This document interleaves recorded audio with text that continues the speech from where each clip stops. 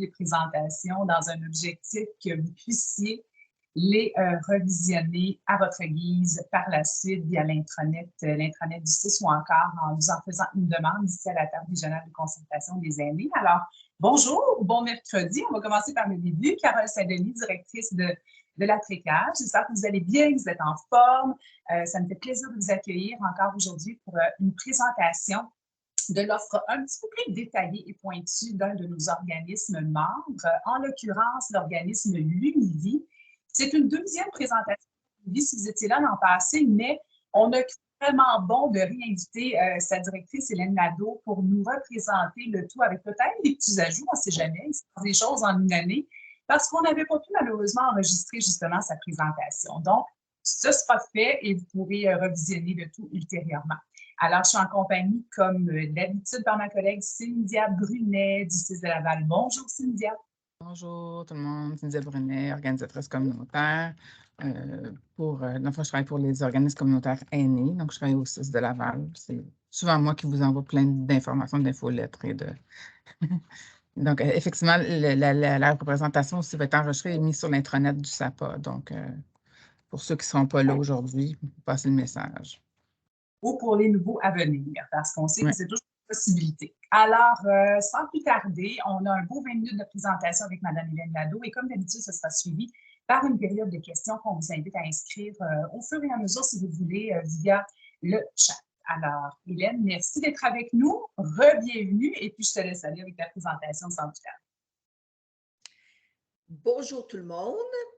Je me présente, je suis Hélène Nadeau, je suis la directrice de Lumivie et ça me fait vraiment plaisir d'être là aujourd'hui. Lumivie, c'est un organisme communautaire, c'est un OBNL, c'est un organisme de bienfaisance qui a été fondé à Laval par des citoyens de Laval en 1990. On a donc 32 ans de service. Puis comme vous pouvez le voir sur le logo de cette page-là, on va célébrer au mois de décembre notre 32e anniversaire et demi. Alors, vous comprendrez qu'on avait le projet de célébrer le 30e. La pandémie nous en a empêchés, alors on se reprend. À la base, Lumivie, c'est un organisme d'accompagnement spirituel et moral pour les personnes en fin de vie. Depuis 1996, on est reconnu comme un organisme communautaire par la Régie régionale de la santé et des services sociaux. Et depuis 2005, la mission globale de notre organisme s'est enrichie du mandat régional de support aux endeuillés. Dans la dernière décennie, les personnes dont un proche est gravement malade se sont ajoutées, donc particulièrement les proches aidants, évidemment. À la prochaine, Sophie. Ce qu'il faut bien comprendre, c'est qu'aujourd'hui, Lumivie, c'est un organisme laïque. Et j'insiste sur ça parce qu'on a un fondement religieux en 90. On n'en a plus. On est ouvert à toutes les religions, à toutes les spiritualités, à tous les Lavallois. C'est quoi nos objectifs? C'est d'accompagner et de soutenir les personnes endeuillées, les personnes en fin de vie et les personnes proches aidantes d'une personne dont la maladie est en phase avancée. Dans les faits, on fait particulièrement le soutien pour les personnes endeuillées et les personnes proches aidantes.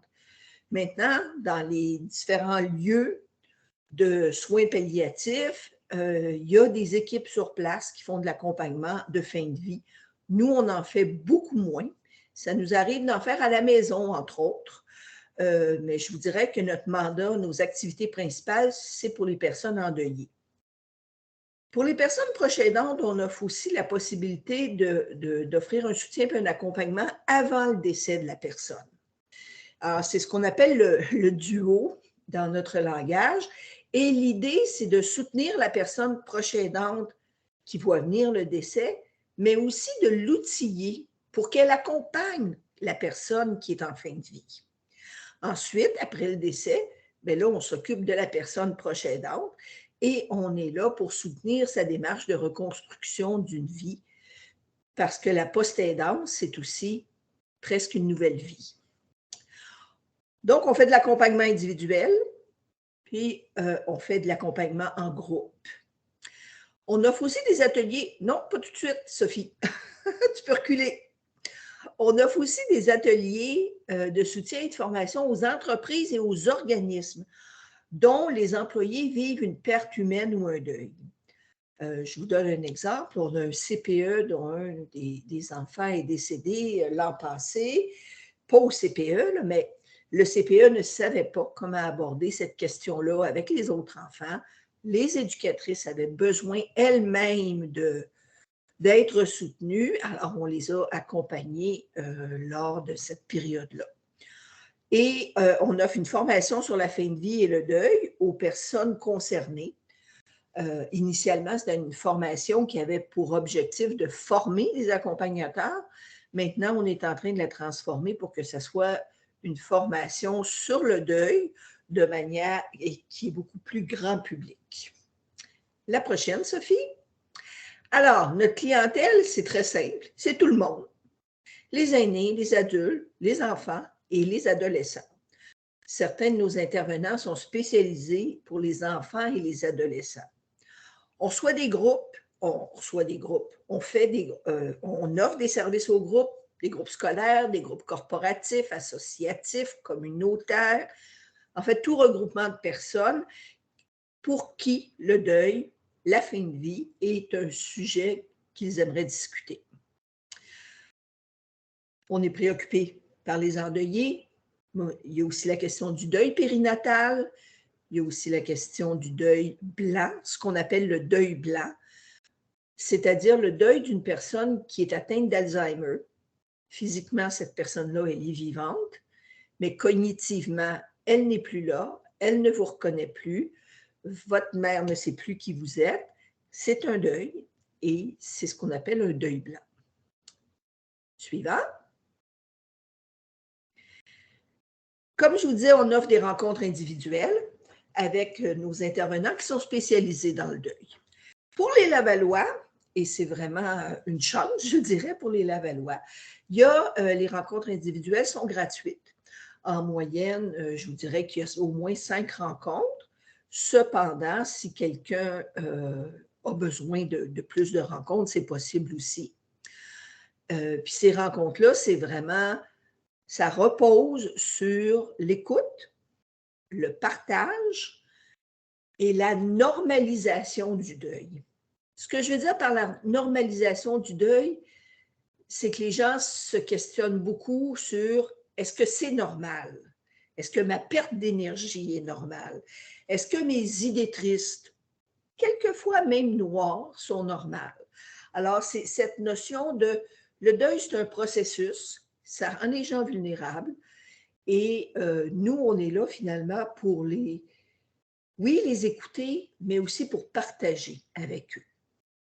On offre des groupes de partage qui sont animés par les intervenants spécialisés dont je vous parlais.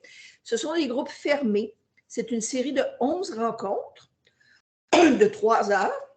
Et ce sont de petits groupes, 6, 7 participants, pas plus.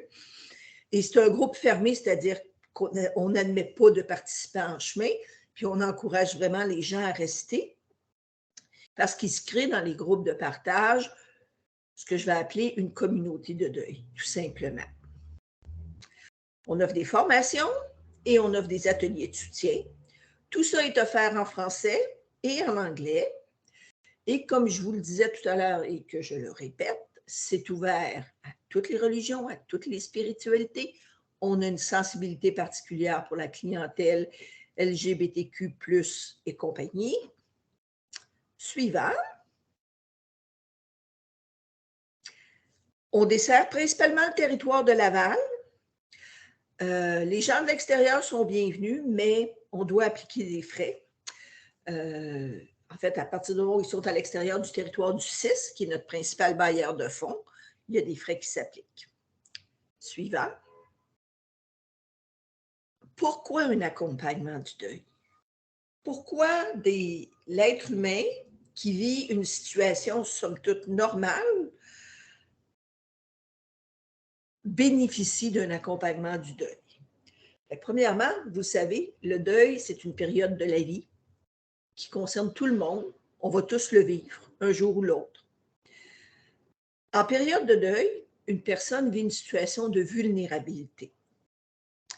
Et la traversée positive de cette situation de vulnérabilité, ça favorise le retour du bien-être et la reprise d'une vie sociale constructive. Nous, on dit souvent qu'il y a une récolte au deuil. On a de la peine, on a de la tristesse, mais il faut aussi prendre conscience de ce que cette personne-là nous a apporté, de ce que cette expérience-là nous a apporté. Parce qu'après une période de deuil, on en est enrichi, nourri et grandi. Et ça, c'est un acquis, ça nous reste. Mais il faut le voir, il faut avoir la capacité, je dirais, de, oui, prendre la peine, la tristesse, mais aussi prendre la récolte. Puis l'accompagnement, c'est essentiellement un lieu d'expression, de rétroaction, de partage. Et l'objectif, c'est clairement que la personne puisse reprendre une vie satisfaisante. Qu'est-ce que les usagers gagnent à un accompagnement? Ils sont écoutés. Et ça a l'air très simple, mais ça ne l'est pas tant que ça. Une personne endeuillée a besoin de raconter son histoire. Elle va bénéficier de raconter son histoire de nombreuses fois. Si vous avez connu des proches endeuillés, vous avez peut-être vécu cette situation où ils reviennent sur le deuil. Ils racontent à nouveau l'histoire. On peut même avoir l'impression qu'ils se répètent, puis qu'ils tournent en rond. Et pourtant, ce processus de parler est essentiel parce que c'est le processus qui fait qu'ils vont traverser un deuil de manière satisfaisante. Les usagers chez nous, ils sont reçus dans la réalité de leur vécu. Tout à l'heure, je vous ai dit, il y a un processus du deuil, mais il n'y a pas deux deuils qui se ressemblent. Et il n'y a pas deux personnes qui vivent un deuil de la même manière. On a chacun nos forces, nos faiblesses, on a nos idées, on a nos peurs. Et ça influence de manière directe la manière dont on va vivre notre deuil. Sans parler évidemment de la proximité ou non, ou moins, de la personne décédée. Alors, l'usager exprime ses émotions, ses sentiments. Je me permettrai même de dire qu'il apprend à les identifier, ce qui n'est pas toujours non plus facile. Il apprend à exprimer son vécu en relation avec son deuil. Je parlais tout à l'heure de perte d'énergie. Vivre des émotions, ça prend de l'énergie. Il est donc dans une période où potentiellement il peut avoir moins d'énergie. Nous, on va l'inviter à exprimer ce qui se passe dans sa vie, à identifier. Et on fait tout ça sans jugement, évidemment en toute confidentialité. Quand un usager vient dans un groupe, il entend d'autres personnes endeuillées. Et ça peut être positif. Ça peut être difficile des fois, je ne vous le cacherai pas. Mais dans tous les cas, ça a l'avantage de leur faire comprendre que ce qu'ils vivent, c'est pas unique et qu'il y a une étape après. Le dernier groupe que j'ai suivi, il y avait un des participants qui semblait nettement plus avancé que d'autres. Et les autres participants ont été très, très inspirés par sa manière d'agir, par ses réactions. Dans les faits, il s'est avéré que lui aussi, ultérieurement, a eu besoin de l'appui des autres. Alors, cette dynamique-là, elle est vraiment importante. On veut aussi leur faire comprendre c'est quoi un deuil. Aujourd'hui, des rituels peuvent être assez escamotés. Je suis allée au salon funéraire dernièrement, puis je suis ressortie de là en me disant « Oh, ça ressemblait plus à un 5 à 7 qu'à des funérailles. » Alors, nous, on insiste sur ça. C'est important le deuil. Il est unique, votre deuil. Il n'y a que vous qui savez ce dont vous avez besoin. Et on leur transmet plusieurs outils, évidemment, pour les aider. Suivante. Actuellement, je me permets de partager avec vous 3 de nos grandes préoccupations sociales qui sont en lien avec le deuil. Il y a toute la question du deuil pandémique. Le deuil pandémique, il a été reporté dans le temps pour certaines personnes. Il a été intangible. On n'était pas présent au décès de la personne. On ne l'a pas vu décéder. En fait, il n'y a pas nécessairement eu de communauté autour de ce décès. Chez certaines personnes, ça fait un deuil suspendu, un deuil qui n'est pas fait, un deuil qui reste sans vraiment avancer. C'est comme si la période de deuil devient imprécise, devient brouillée. Dans certaines sociétés, à certaines époques, on portait un brassard pour signaler qu'on était en deuil, on changeait la couleur de ses vêtements. Ces rituels-là ont pour objectif et ont pour effet de clairement délimiter une période de deuil. Aujourd'hui, socialement, on a changé et c'est quelque chose qui peut être difficile de mettre une fin ou de le vivre de manière claire. Et le deuil pandémique, c'est particulièrement difficile. Une autre grande préoccupation sociale, c'est l'aide médicale à mourir. La société n'a pas nécessairement compris à quel point l'aide médicale à mourir change le paradigme par rapport à la mort.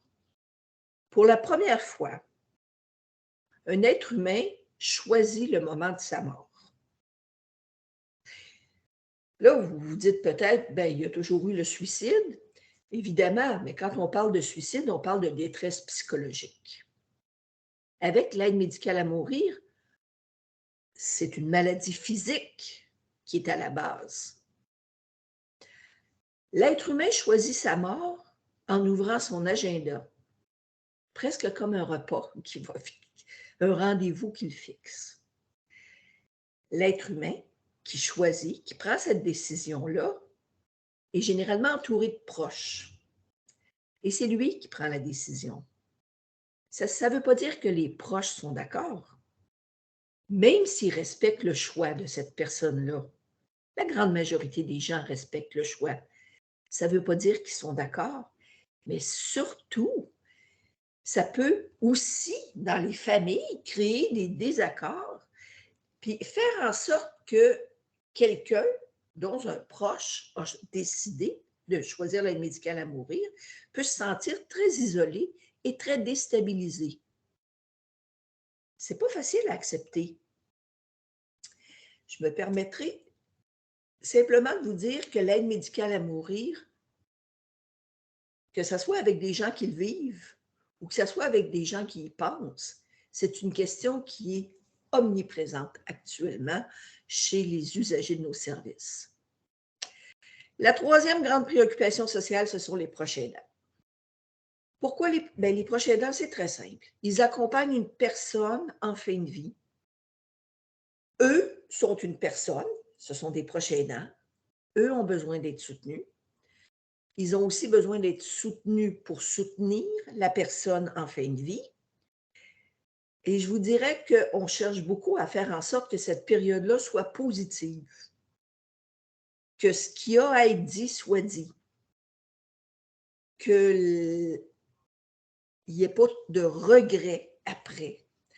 Alors, c'est vraiment une période qui est difficile, bien sûr, mais qui est très riche si on prend le temps de bien la vivre. Et après le décès, dans la période de post-aidance, les endeuillés se retrouvent avec une perte, évidemment, mais surtout avec une vie à reconstruire. Il y a des gens pour qui être le proche aidant, c'est une occupation à temps plein. Le réseau social a été peut-être négligé. Alors, il y a tout un travail de reconstruction à faire. Suivant. Comment nous référer des gens? C'est tellement simple, il suffit qu'ils nous appellent. De manière générale, à 99,5%, on demande que la personne nous appelle elle-même. Il est arrivé, dans certains cas, que des travailleurs sociaux, par exemple, nous contactent. Et moi, je leur dis toujours, est-ce que la personne est capable de nous contacter? Et dans quelques cas extrêmement rares, le travailleur social nous a appelés au moment où la personne était avec lui. Ah, vous savez, c'est fondamental que la personne fasse ce geste-là. Nous, on ne peut pas accompagner quelqu'un qui ne souhaite pas être accompagné. C'est simple comme ça. Et la certitude que quelqu'un veut être accompagné, ben, c'est quand il ou elle nous le dit. Mais il est arrivé dans certains cas où la personne n'était pas en mesure de nous le dire et on a quand même trouvé un chemin. De manière générale, on reçoit les gens à notre bureau, qui est situé sur le boulevard Corbusier, coin Saint-Martin, mais dans certaines situations, on se déplace. Je pense aux aînés qui ont des problèmes de mobilité, par exemple. On va aller chez eux pour les rencontrer. Alors, c'est aussi simple que ça. Ils nous téléphonent, on ouvre un dossier, quelques questions de base, et ils peuvent espérer avoir un rendez-vous dans un délai à peu près de 2 à 3 semaines. Alors, c'est un service, ça fait partie de nos objectifs, je dirais, de demeurer accessible assez rapidement. Mais il faut quand même bien comprendre qu'on n'est pas une ligne d'urgence, on n'est pas le service d'urgence. Si quelqu'un est en détresse profonde, nous, on va les référer vers les services d'urgence. On peut les écouter au téléphone, ça fait partie de notre travail, mais il y a une limite, je dirais, à ce qu'on peut faire. Alors, on n'hésite pas à les référer aux lignes d'urgence que vous connaissez. Peut-être que dans votre travail, ce serait intéressant pour vous d'avoir des dépliants. C'est encore quelque chose qui est efficace. Vous avez juste à nous écrire, vous avez juste à nous appeler. Ça va nous faire plaisir de vous en envoyer. Comme je vous dis, moi, je suis Hélène Nadeau, la directrice. Lynn est l'adjointe à la direction. C'est elle qui prend les appels. Elle est d'ailleurs elle-même une intervenante.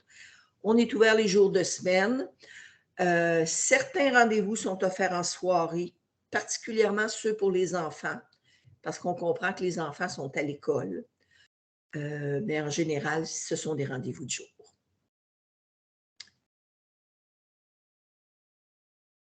Nos services sont offerts par des thérapeutes en relation d'aide qui sont spécialisés dans le deuil et certains de nos thérapeutes, de nos intervenants, sont spécialisés pour les enfants. Je vous remercie de votre attention. Et Carole, je réalise que la fenêtre du chat, je ne la vois pas. Fait que si tu pouvais peut-être lire des questions s'il y en a. Ou si quelqu'un veut poser des questions. Oui, je vais laisser Cynthia faire le suivi à ce niveau-là. Merci, Anne. C'est toujours, je sais pas, il y a quelque chose de rassurant à entendre beaucoup. On est remarquant. Donc, merci pour cette présentation. Cynthia, je pense qu'il y a des questions. Oui, en fait, il y avait une première question qui était pourquoi que le suivi individuel était gratuit tandis que le soutien de groupe pour les Lavallois devait payer? Ben, pour être bien honnête avec vous, il y a une question financière qui rentre en ligne de compte. On considère le soutien individuel comme étant notre premier service de ligne parce que toutes les personnes doivent passer par le soutien individuel. On a besoin de rencontrer la personne, de voir son état émotionnel avant de l'introduire dans un groupe. Donc, le service individuel est la première ligne. Puis les frais qu'on demande pour les groupes, ben, ça montre les limites de nos capacités financières. C'est aussi simple que ça. Je me permettrai de vous faire remarquer que c'est pour les Lavallois, participer à un groupe, ça coûte 100 $ pour les 11 rencontres de 3 heures. Et ben, il y a certaines situations où on offre aux gens de payer ce qu'ils peuvent quand on réalise que la question monétaire est un frais. Je vous dirais que ça arrive peut-être une fois sur 10 ou quelque chose comme ça. Il n'y a pas beaucoup de gens, il n'y a pas de gens qui ne participent pas au groupe pour des questions financières. Est-ce qu'il y a d'autres questions, commentaires? Il y a beaucoup de merci, de merci de très intéressants dans le chat. Oui, il y a des rencontres de groupe pour les enfants et les adolescents, étant donné que le groupe est fermé. Est-ce qu'il y a un calendrier des groupes dans l'année? En ce qui concerne les groupes pour les enfants, je vais être bien honnête avec vous, c'est très rare qu'on réussisse à former un groupe pour des enfants. C'est vraiment très rare. Pourquoi? Tout simplement parce qu'un groupe d'enfants doit regrouper des enfants qui sont sensiblement du même âge. Et on ne peut pas mettre des 5 ans avec des 16 ans. Ça ne fonctionne pas. Donc, ça devient très complexe. Le calendrier n'est pas accessible dans le sens qu'il n'est pas publié, tout simplement parce qu'on va partir des groupes au besoin.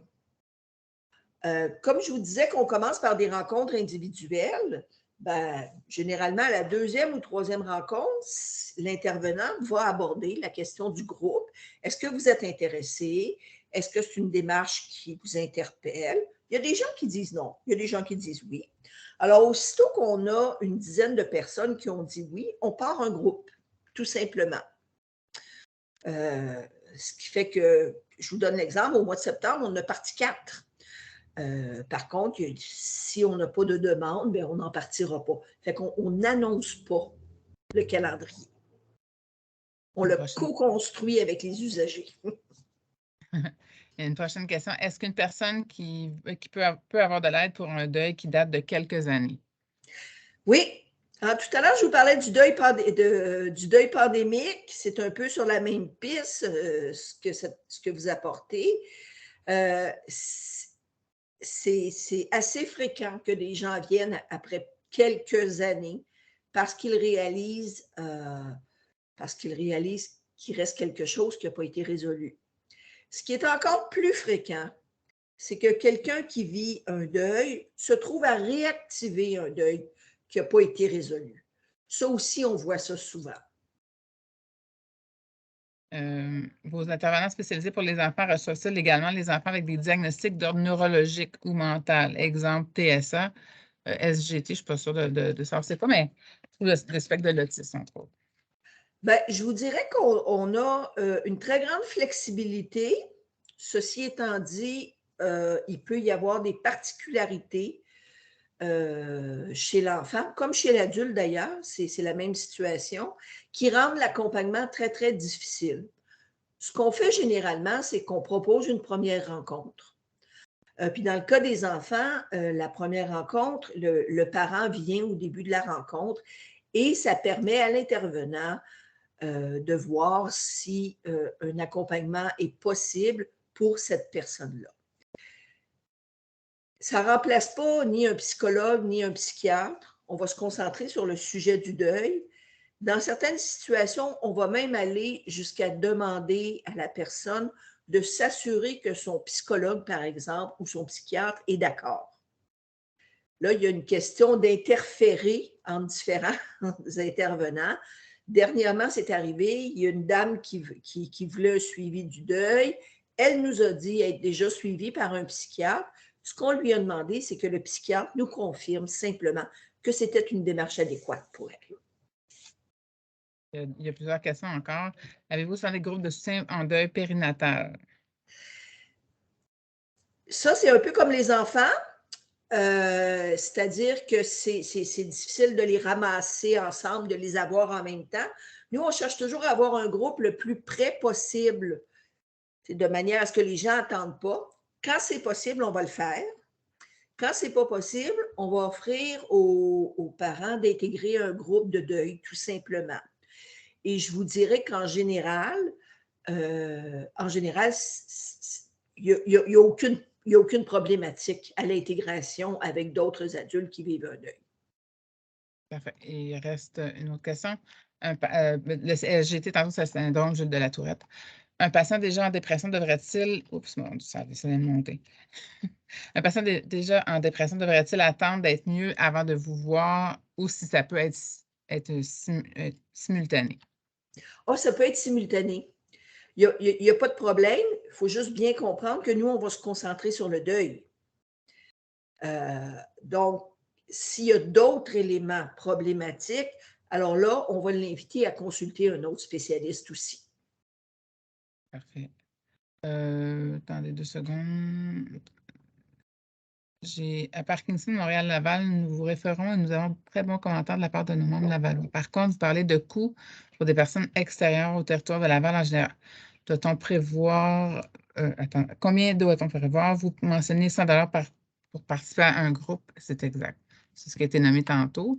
Oui. La différence de prix peut-être pour les personnes endeuillées qui viennent de l'extérieur de Laval. Alors, une rencontre pour une personne de l'extérieur de Laval, c'est 60 $. Le groupe pour l'extérieur, pour une personne qui vient de l'extérieur de Laval, il est à 130 $. Mais là, je m'adresse directement à Parkinson Montréal. Je vous rappelle ce que j'ai dit tout à l'heure. On ne refuse pas personne pour une question financière. Parfait. Donc, On il y aime- a beaucoup. Oh, vas-y. On utilise la formule « donnez ce que vous pouvez ». Il y a beaucoup de très intéressants. Merci, bravo pour vos services. Il y en a beaucoup de merci. Enfin, il est midi, on va respecter nos critères de 11h30 à midi. Merci beaucoup, Hélène. C'est fort intéressant. Tu as une grosse participation. Une centaine de personnes ont écouté la présentation. C'est quand même très bien, là. Carole, est-ce que Absolument. tu Oui, tout à fait. Je pense que c'est notre plus gros auditoire depuis le début. Donc, la preuve que ça suscite beaucoup d'intérêt et de réactions positives d'avoir cet organisme-là dans la région. On est vraiment chanceux. Oui. Je vais vous mentionner avant de vous quitter que dans 2 semaines, donc mercredi le 2 novembre, c'est l'organisme l'AQDR Laval-Laurentide, donc l'Association québécoise de défense des droits des personnes retraitées et pré-retraitées qui fera sa présentation. Donc, encore une fois, merci Cynthia, merci Sophie et surtout, merci à Hélène pour cette belle présentation et à vous tous d'avoir été présents aujourd'hui. Et si vous avez d'autres questions, juste à contacter directement l'organisme. Hélène va se faire un plaisir de vous répondre.